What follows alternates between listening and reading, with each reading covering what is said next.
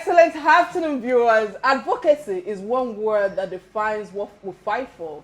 Either you are a devil's advocate or you are an advocate for humanity. Here on Real Talk with Kike, we advocate with our talk for the people, for Nigerians, for humanity, and for betterment of this country. You're welcome to another interesting episode of Real Talk with Kike. I remain Kike Atanda-owo. Of course, I have my beautiful and ever faithful, committed co-host on the show today. And Lolo, you look beautiful in yellow. You look bright. And I'm loving all the afro. I want you to say it because it's long awaited. I worked for this beauty, for you, baby. I worked for it. Welcome to your favorite lunch hour show on TV. You know we bring it to you real. And today we're going to be touching on topics that are very, very important. Either you're a parent or you yourself, everything about education, we're going to be focusing on it today. So welcome to the show. Yes, welcome. It's the RTWK show, like I like to call it, the Real Talk with Kike show. We're reaching you live in our studios, Silverbird Studios in Lagos, Southwest Nigeria. My name is Marshall Anthony Ononye, hanging out with Lolo and Kike. All right, many thanks for those beautiful intros. Gosh, guys, if you missed the first intro of our shows, I think that you've missed the whole episode already. Nigeria has never been down when it comes to history-making events. Let's get a glimpse of our past with On This Day in History segment. Please stay with us. We'll be right back.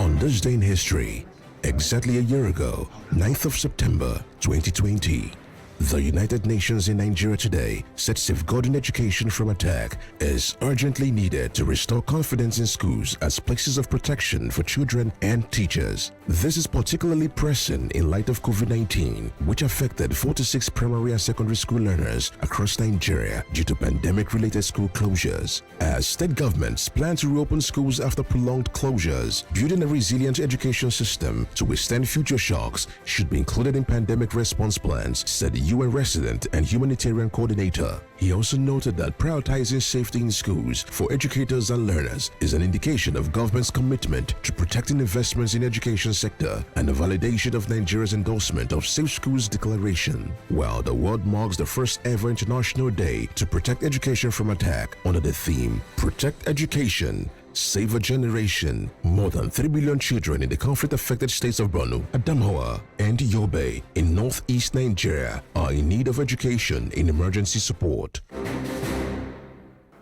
All right, Lolo, what's your take on this day in history when it comes to education? And I'm glad that is exactly what we're talking about today. So he emphasizes on the topic at hand. You know, it's very important. This past year has taught us that things can change very rapidly. And education was particularly affected. And every country now that has seen a pandemic that knows that something can actually shut down an entire system, we need to begin to take new measures. We need to begin to embrace newer techniques on how to disseminate disseminate information or education among our young children when we have any kind of issues. Every country now should be focusing or refocusing the educational system. But if we're looking at Nigeria as a whole, it's very laughable, the state of our education naturally. So imagine now that we have to contend with post-pandemic issues concerning education. There are many children that could not even have access to education during the COVID era because data was expensive. A lot of them could not even understand how to educate themselves using all the online portals that we have. We need to do better as a country. We really need to.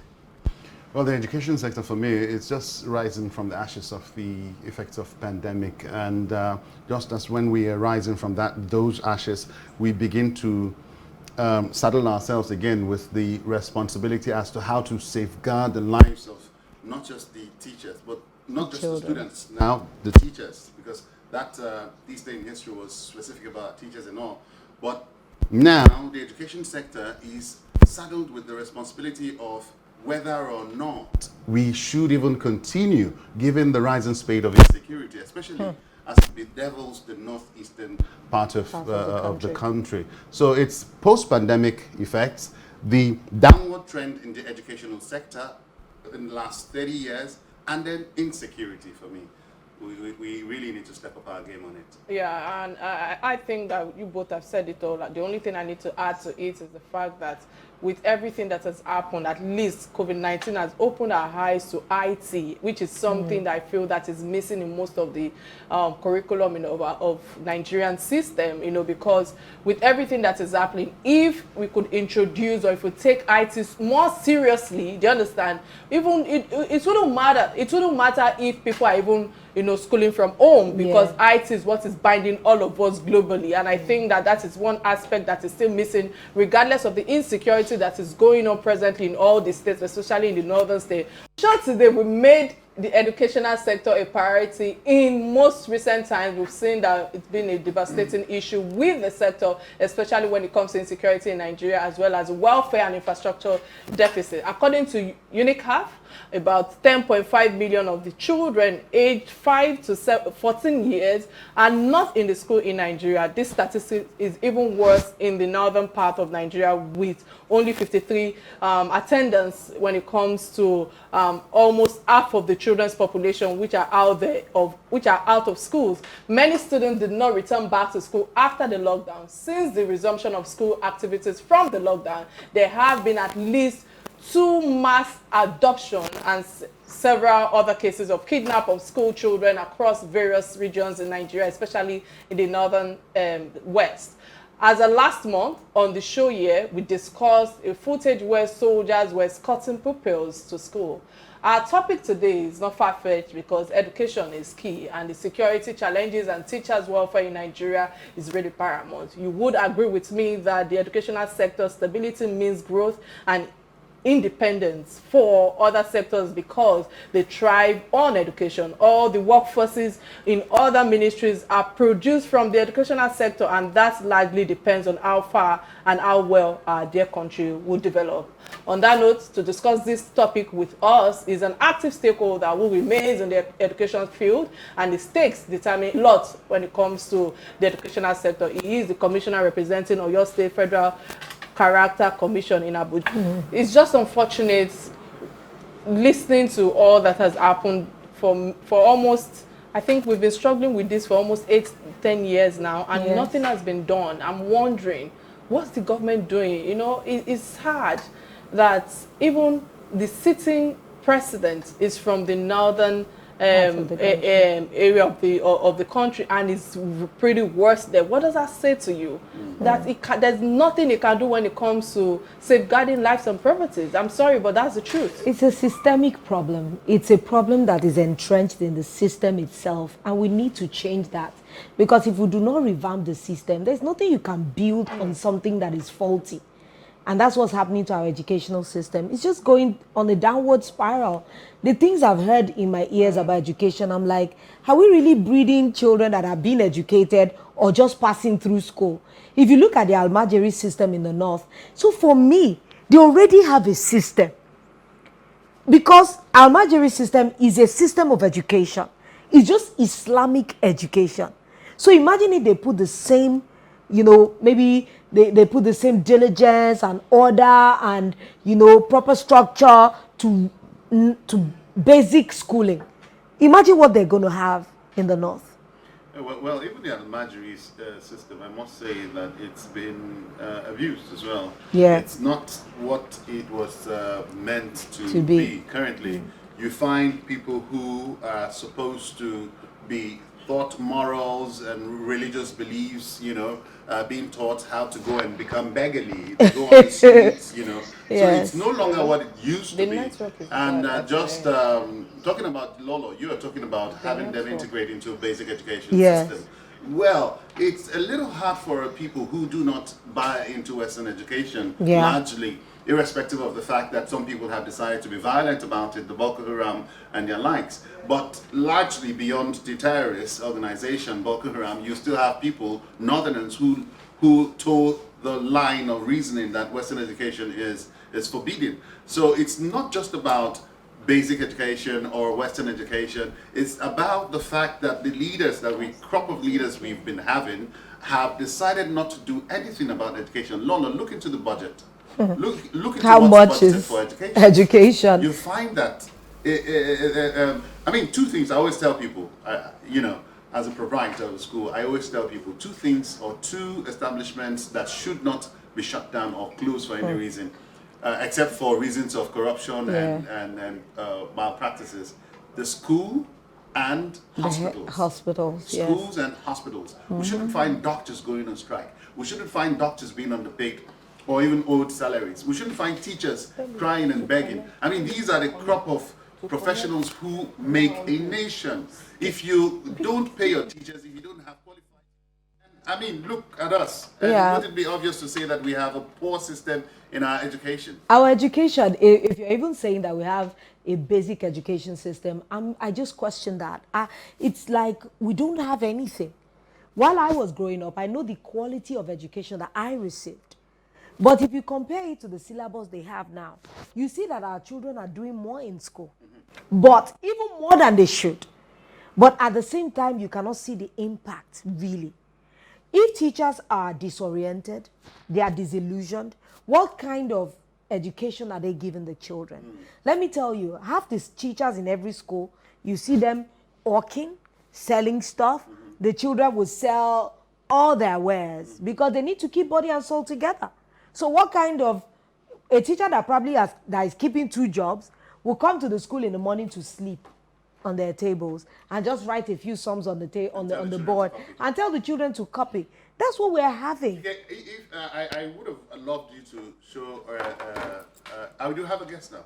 No, go ahead. Okay. I'd have loved you to play. There's this video I saw online of this guy who does this online skits, and he was interviewing people who were apparently coming from a matriculation ceremony, and he was asking them about WAEC, the definition of WAEC, the spelling of WAEC. These are people with their robes, matriculation robes, and they do not even know the meaning.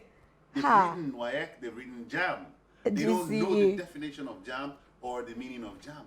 So that's to tell you how downward our education and the corruption in the system is appalling. The students that are writing WAEC now, there's so many allegations about schools being. I've seen JAM, I've seen WAEC totally shut down some schools because of examination malpractices. And it's shocking to see that it's on the increase. Allegedly, there are schools that purchase exam questions for their students. There are teachers that sell it to their students. There are students that peddle it among other students. So tell me, when these children get into the university, they don't even know the input of what they're doing there. They scale through school through easy means and through corrupt means. So of course you are breeding armed robbers, you're building cultists because they're already on the pathway of wrong. If you bought your son, you bought WAEC exam papers for him, he passes and goes into the university. Do you think he's going to become hardworking all of a sudden and say, I'm going to put my heart to work and become a great leader of tomorrow? All right, guys, I think that we know that we have a challenge in our hands, in our country, especially when it comes to the educational sector. But I think that we need to start looking inward. Marshall, what would you propose? Let's assume that President Buhari is listening to us now. Do you understand? Or the Minister for Education is listening to us. What will you propose that they can do to restore the security of our country so that students could return back to school safely and at least they'll be open to learning when the environment is not secure? There is no how any child or any parent wants to send their children to school. What would you propose? First of all, the sincerity of the government in the combat of and the war against insurgency is absent. You know, the absence of that sincerity to really tackle insurgency headlong. What we've seen is cosmetic arrangements. We've been fed lies about the government's involvement or the government's effort to quell that tension in the Northeast. It's not longer in a matter of the Northeast, it's now within the North Central. You find schools closing down in Katsina, in Kaduna. You find just recently you had parents go, even state government, go down to UD Jos to pick their wards. Indigents, you know. So it's about the government being sincere in tackling insurgency. We're not talking about armed robbers. We're not talking about rapists or people who invade hostels to rape these children. We're talking about bandits and their terrorist organizations who go into the schools in broad daylight, no longer the times of the Chibok, the times of the other schoolgirls, we heard they came in the night. But here we have these terrorist organizations or members going to schools in the broad daylight to kidnap these children. So the government has to be sincere in its efforts to combat insurgency. All right, many thanks for that. So Lolo, let me ask you, because like I said earlier during our on this day's segment where I spoke about the IT what's it called, infrastructure that remains low when it remains low in our country, and we've seen that former governors like Aregbesola during his time, which gave initiative, is it initiative or some, I don't know if it's, I don't know how to put this now, in terms of promoting IT in 2012, in terms of infrastructure through sharing of tablets, for students across the state. So now, let's just assume that people, as in the government, the sitting government is listening to us, and what is your own opinion about government investing in IT infrastructure in schools, especially when it comes to all this problematic period that we are facing presently. And the northern part of the country are the ones suffering for it, hence the reason why you see that a lot of them do not go to school. There's so much. I keep saying that it's no longer rocket science. These are things that are doable, that we have seen other countries do. So we're not even asking them to do something out of the box that's never been seen. In this country alone, we have companies that are ICT oriented, that can do collaborations with the government. In fact, some of them would even be happy to take it on as a CSR project. Exactly. We need a lot of teachers' education. What do you do about the northern part of the country where they do not even know how to use computers very well? So imagine if you do massive training for teachers, reorientation for them, caregivers, trainings. I was abroad some time ago, and I was privileged to see a lot of, at least I was in like 4 states, and I saw how the children were having interactive lessons with their tablets. Or like what they did during the COVID, which I applaud, is a step in the right direction. Some of them were giving lectures on WhatsApp, but because it's not real time, it the lull on the children. Imagine when you're in a group chat and they are talking about something and you need to read up, it became very problematic. But if they can invest, Dell, Microsoft, all these ICT giant companies can collaborate with the government, and they can push ICT to the forefront, and everybody will begin to gain massively from it. Before we even get to the children, all of the collaborations already there. The hands are already stretched out to the government, and like I still hinge it on the sincerity of the government. Exactly. Do they want their people Do they want it? Do they want to be looked at in the face and be told the truth? Because when you empower them with education, they know their rights. Yeah, they know their rights and will begin to demand for their rights. So what measures should the stakeholders take with everything that is happening presently? Because I know that the inadequacy of the safety of our schools is really, it has gone pretty bad. It's worse. So what advice will you give? Because, I just feel that we've hidden behind religion for too long, and that has contributed to most of the challenges we are facing today. There's nothing we can do about this except we continue to speak up. Gone are those days that you can just do some things with impunity. We might not be able to get justice as we want it, but at least we're no longer taking it lying low. Everybody needs to begin to speak up because it affects all of us as a whole. Religious leaders, what are we talking about? How many people have died in churches, died in mosques? So it's no longer about Christian and Muslim. It's affecting all of us. I would even say that the traditional religion are enjoying. They haven't seen maybe that kind of violent, method at them. But we need to know that it's affecting every single one of us. So if everybody is speaking about these things, maybe we can see a change. Maybe the people abroad can see into our plight and, put some more pressure on the government to be able to do the right thing. Because now it's not that we don't know the right thing to do, but do we want to do the right thing? And the only way we can force them to do it, if the voice of the people is loud enough to be heard by those in government. Many thanks for that. On via our Zoom channel is our guest, Professor Adeniyi Joseph Oluwafela. I hope I pronounced that properly. Many thanks for joining us again. I know that network have been trying to, network is erratic, and this is part of the problem we are facing. But before I bring you in, I think it's important for me to quickly open our phone lines. Please, you can call us on 080-988-77400, and it's showing on your screen right now. And remember that we are live on Silverbird platform on YouTube and of course on Real Talk with Kike, so you can be part of this conversation. So, sir, with all, I'm sure you must have been hearing what we've been discussing thus far. I hope so, but I must ask you, Buhari proposed the bill seeking to extend teachers' retirement age to 65 years, increasing it to 40 years in service years. If I may ask, how does that hope to help the welfare of teachers that we are currently facing with all the challenges? Thank you very much. Yeah. The extension of years of retirement or service is a welcome one. Welcome in the sense that in teaching profession, like most professions, when you stay for quite some time in a particular profession, there's a tendency to have experience, to be more knowledgeable about that profession.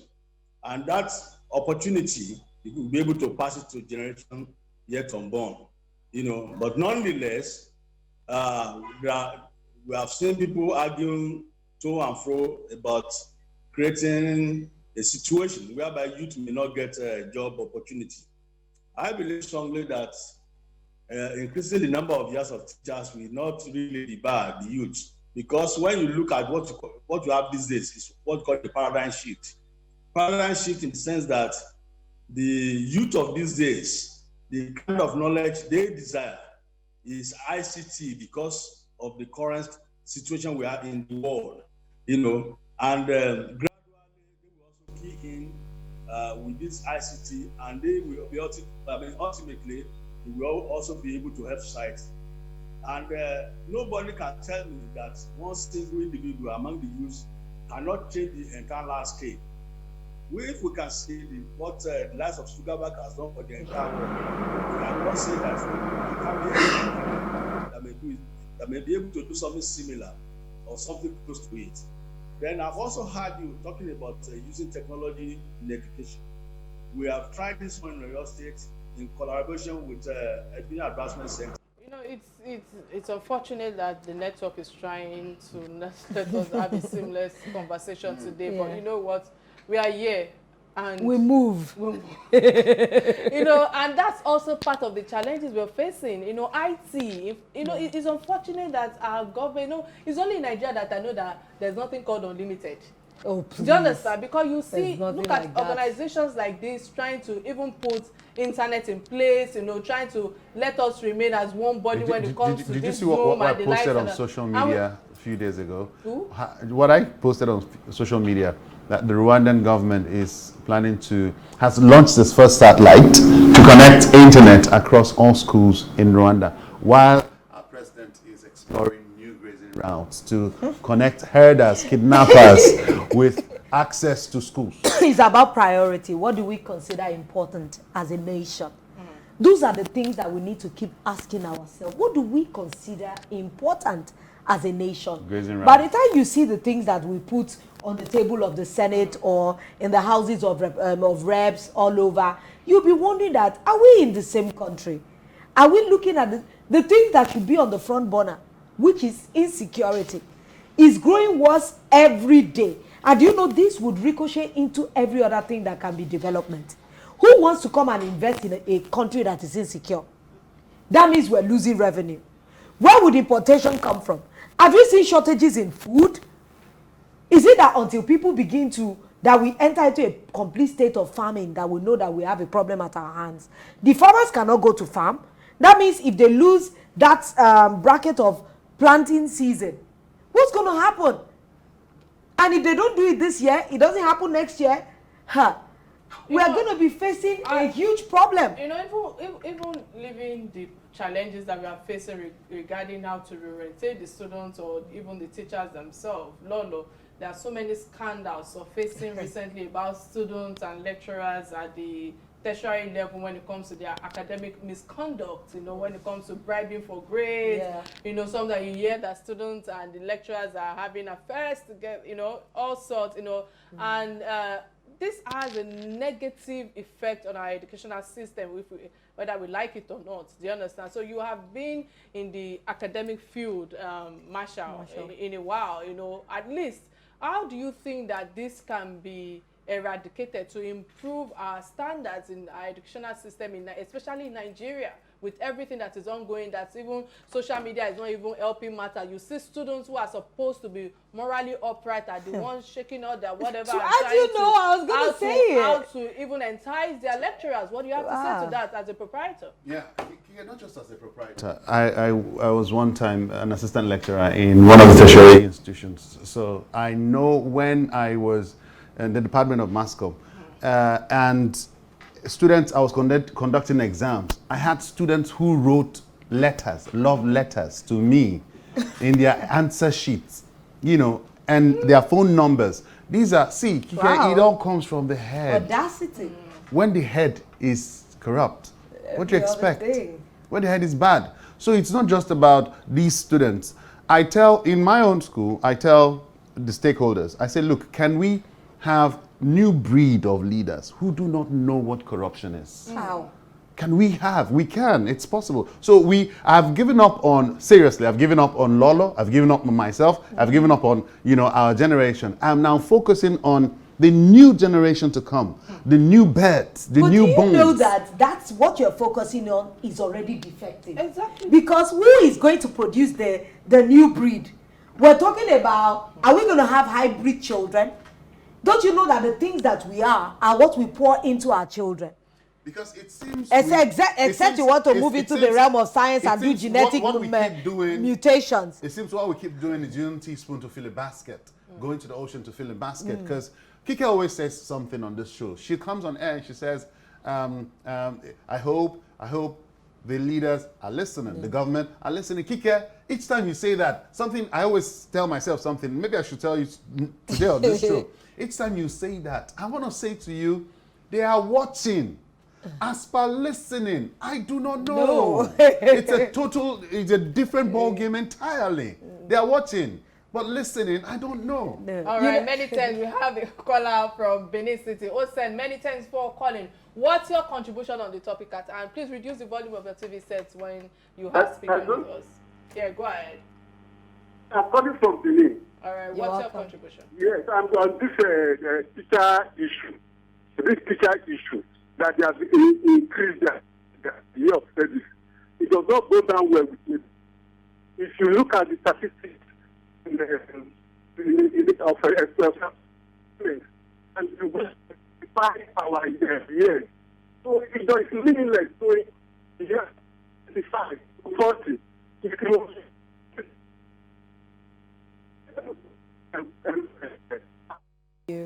We apologize. You can call us right back if you can. Well, the caller is trying to say that he doesn't support the extension of the age limit for retirement for teachers. I, for one, took that news. Yeah, our guest was going to say, or rather was saying, it's a welcome development, good news and all of that. Yes, if you're looking at retirement and benefits that come with retirement.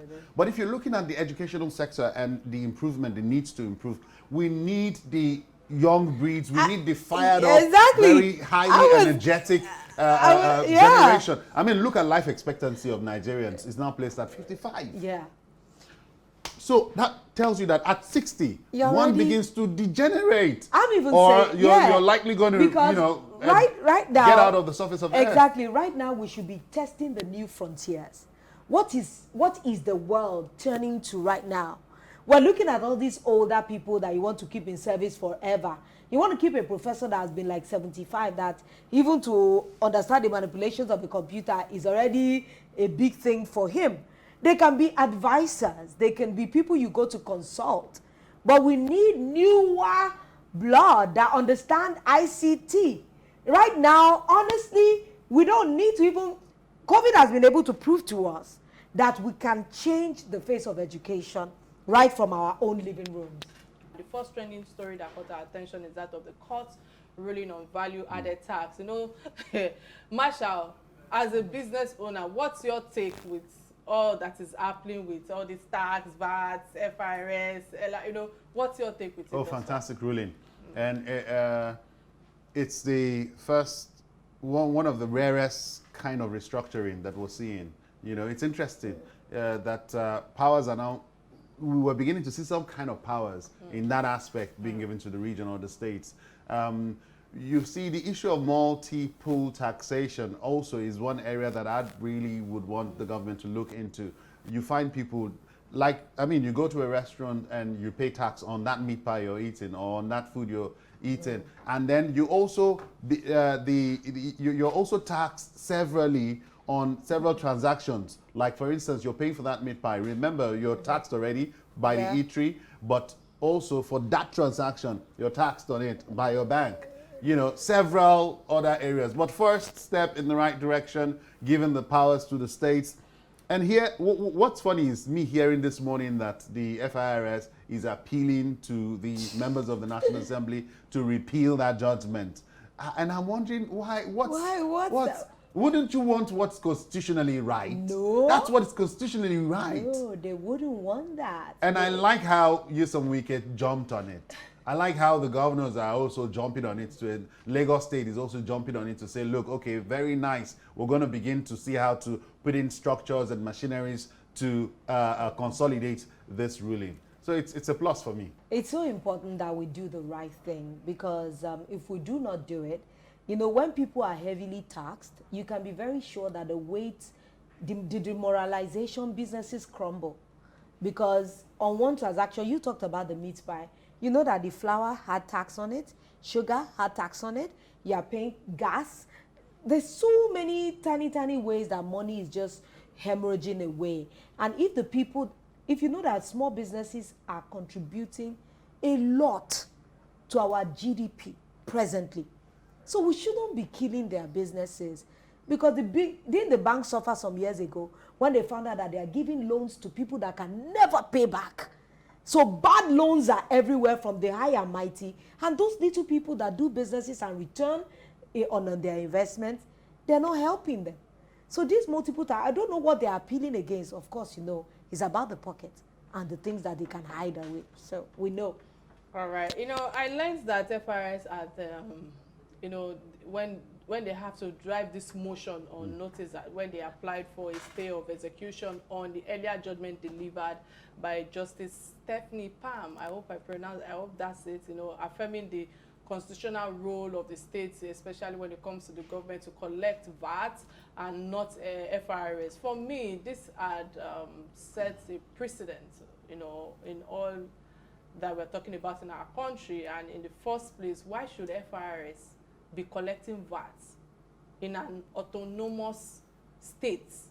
You know, I know Lagos State had its own hearing as well, and if a state is doing well or other states are also doing well, you know, I'm of the opinion that the tax coming from within the state should be maybe how will I put it now, maybe to aid the development and not the federal purse, not the federal government trying to make sure that they have to collect or sit on this one as well. So this is a similar scenario that has caused a lot of issues when it comes to Niger Delta region, and I can see that there are a lot of challenges going on right now with all the back and forth, and the federal government makes money from the oil sector, the oil wealth, and the revenues that goes to federal wallets as well. So I think the federal government should just, you know, relax and look for other ways to get into another benefit. Do you understand? And not just look for how to just sit up because they are the ones in power, or you know, and all of that. And I feel that these are all the challenges that we are facing thus far. You just see them just come up with one policy tomorrow. I feel that because it will be of benefit to them, therefore they don't care how other states are doing. That is the reason why you see that some states are not doing well presently, and the revenue that they are supposed to even be using to develop the sector or other sectors that can even help the development of the country, do you understand, is what they're also seeing how they're playing back and forth. This country is a disaster. Oh, well, Kike, let me lend the voice, the way you put it, you know, but let me lend the voice to just what you've said. Imagine Hisba in Kano. Exactly. Hisba, you know, how many displaying themselves as policemen now. Okay, imagine how many tons of alcoholic drinks they've destroyed, hotels they've demolished. They don't feel that these hotels or hoteliers or drinks should be part of their commercial benefits. But Lagos State, that has one of the highest beverage company domiciled in it, generates this revenue, and federal government comes from alcohol, from beverages, and then federal government comes to take VAT from them. And guess what? This VAT that is generated from alcohol beverages is shared even in the Hisba dominant states. So here the ruling is saying, guys, you produced it, control it, and at the end of the day, do what you want with it. That is what was originally in the Constitution. So it was just a mere interpretation of the Constitution that we had. The Department of State Service, DSS, on Wednesday told the Federal High Court in Abuja that a gang of, a gang of mobile armed robbers, you know, commonly known as one chance operators, hijacked its case file on the fundamental rights enforcing suits that was filed by detained associate of Yoruba Nation activist Sunday Adeyemo, popularly known as Sunday Igboho. You know, Marshall, is it part of the things I'm talking about? You know, we are just we are jokers. What? No, what's your take? It's just camera action. There are some things in this country that just it beguiles me how we get to this point. I do not understand a sensitive document. How do you transport sensitive documents? It's not even about. I don't know source copy. Anyway, wait now. Sensitive documents, you now put it even in my small office, we have. When there are ways to transport information, now we are still, as lawyers, one of the banes of our profession is that big bag we carry with all the files and cases.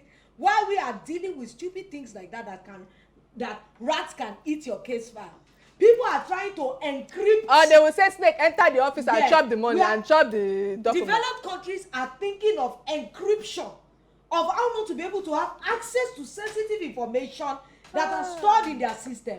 And now you tell us some bogus story that we cannot do anything about. So the one that they told you that, okay, rats and animal farm stories that we heard some years ago about where the play office of the presidency.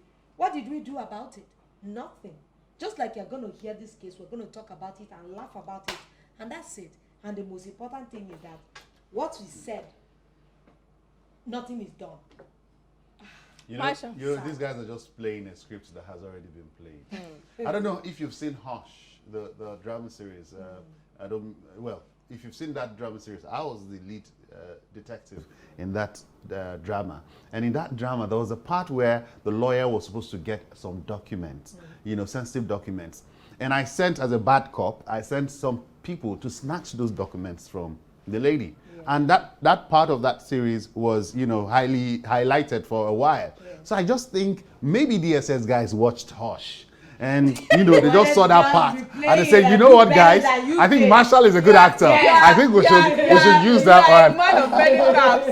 You're a man of many caps. I think that you both have refused to feature me in the next series so that we can highlight it. So that we can highlight it. We will. Be judge. You'll be a judge. You know, on a serious note, I learned that the security agency, through its lawyer, you know, prayed that the courts or to adjourn further proceedings on the matter till a later date. You know, but I'm asking myself, why will he even do that? You know, the lawyer, Mr. Awo, told the court that the one chance thieves, you know, snatched the case file from his colleagues who unknowingly boarded their vehicle, you know, and I'm wondering. So Lolo, you know, in my mind, I was like,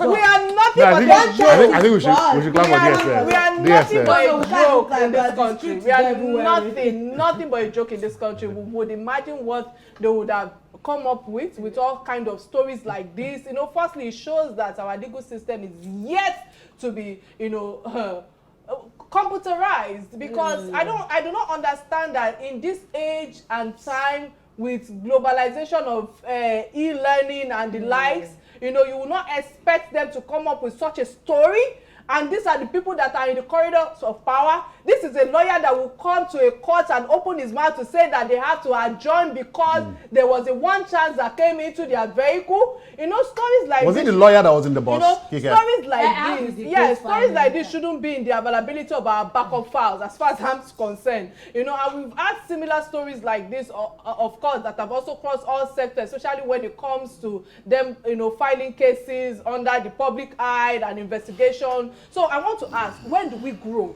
Because last time too, we saw when the snake entered the EFCC office to go and eat all the money. You know, we can't help but have similar official document like this, backup and computerized things. You know, it shows that our database management in this country is pretty poor. And it to be recalled that even during the DSS, you know, time, you know, I think August 30th, they released about 8 out of 12 persons that are arrested under Igbohu's residence in July 1st. And it's, however, we've seen what has happened thus far, even in their custody. Now, there is an adjournment.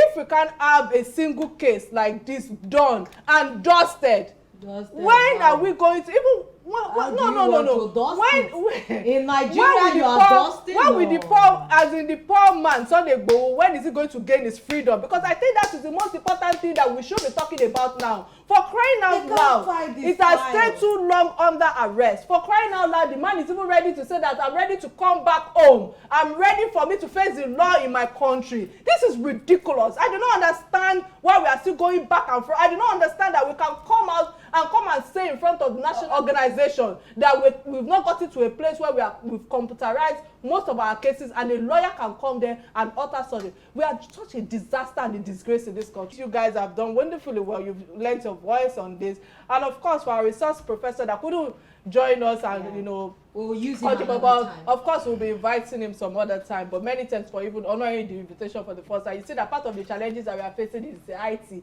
and IT is related to internet, and I hope that those who are listening, they can make this internet truly unlimited, because it's not unlimited. My name remains Kike Atanda-owo, and you are Omotunde Adebowale David Lolo One. Sometimes I am Marshall Anthony Onoya. And Moses, our technical director, and what's the producer? I say, have a great weekend. Oh, Moses, I'm showing you kisses with white beards. We love you.